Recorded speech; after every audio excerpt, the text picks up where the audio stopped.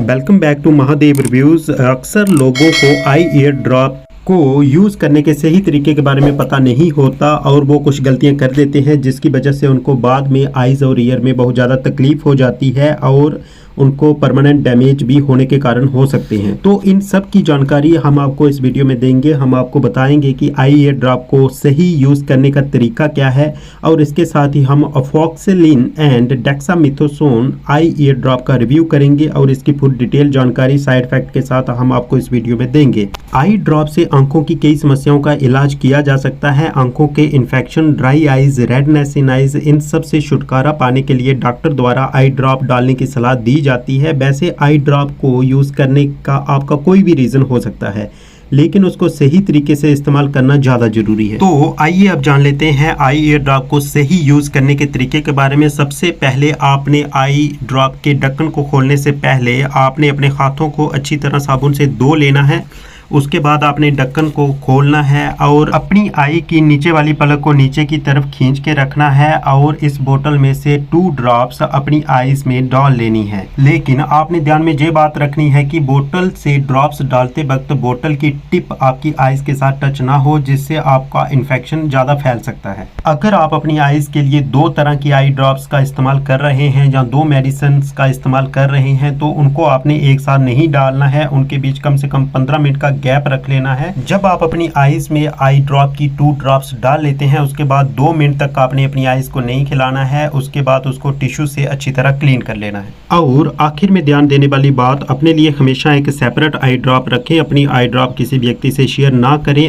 अगर आप ऐसा करते हैं तो आपको इन्फेक्शन होने के चांसेस हो जाएंगे। कई लोगों को आई ड्रॉप डालने पर दर्द होता है, ये बात भी सच है। पहली बार आई ड्रॉप, ईयर ड्रॉप डालने पर आंखों में, ईयर्स में जलन पैदा हो सकती है। ये आम बात है, इसको चिंता लेने की कोई ज़रूरत नहीं है। अगर आपको ये असुविधा 10 से 15 मिनट तक रहती है तो आपने अपने डॉक्टर के पास जाना चाहिए। और यदि आई ड्रॉप को यूज़ करने पर आंखों में सूजन हो जाए तो तुरंत डॉक्टर के पास जाएं।